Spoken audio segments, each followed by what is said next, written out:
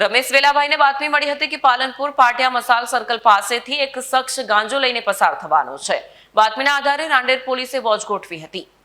નોકરીની આડમાં ગાંજાનો વેપલો કરતા યુવકને રાંદેર પોલીસે પાલનપુર પાટિયા મસાલ સર્કલ પાસેથી 6.77 લાખની કિંમતના હાઇબ્રિડ ગાંજા સાથે પકડી પાડ્યો હતો। બનાવની પોલીસ પાસેથી પ્રાપ્ત માહિતી અનુસાર રાંદેર પોલીસ પેટ્રોલિંગમાં હતી ત્યારે હેડ કોન્સ્ટેબલ રમેશ વેલાભાઈને બાતમી મળી હતી કે પાલનપુર પાટિયા મસાલ સર્કલ પાસેથી એક શખ્સ ગાંજો લઈને પસાર થવાનો છે। બાતમીના આધારે રાંદેર પોલીસે વોચ ગોઠવી હતી। આ સમય દરમિયાન ત્યાંથી મોપેડ પર સવાર થઈને ચારવાક જનક ભટ્ટને અટકાવી તપાસ કરી આરોપી ચારવાક ભટ્ટ પાસેથી રૂપિયા 6.77 લાખની કિંમતનો 225.87 ગ્રામ ગાંજો મળી આવ્યો હતો।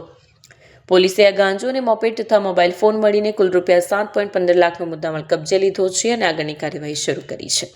हाँ, गई काल रात्रे मोड़े बातमी हकीकत अमने मळेल के चरवाक नामनो एक व्यक्ति है ये इलेक्ट्रिक मोपेड पर हाइब्रिड गांजाનું વેચાણ કરવા માટે નીકળી રહેલ છે। તો એના માટે અમે વોચ બાતમી ગોઠવેલ, જેના આધારે મસાલ સર્કલ પાસે એ પસાર થઈ રહ્યા હતા। એ દરમિયાન તેમને કોર્ડન કરી પકડી અને એનડીપીએસના કેસની પ્રોસિજર મુજબ તેઓને ઝડપી તપાસ કરતા તેઓની પાસેથી 225 ગ્રામ હાઇબ્રિડ પ્રકારનો ગાંજો મળી આવેલ છે, જે 6.5 લાખ ઉપર એની કિંમત થવા પામે છે।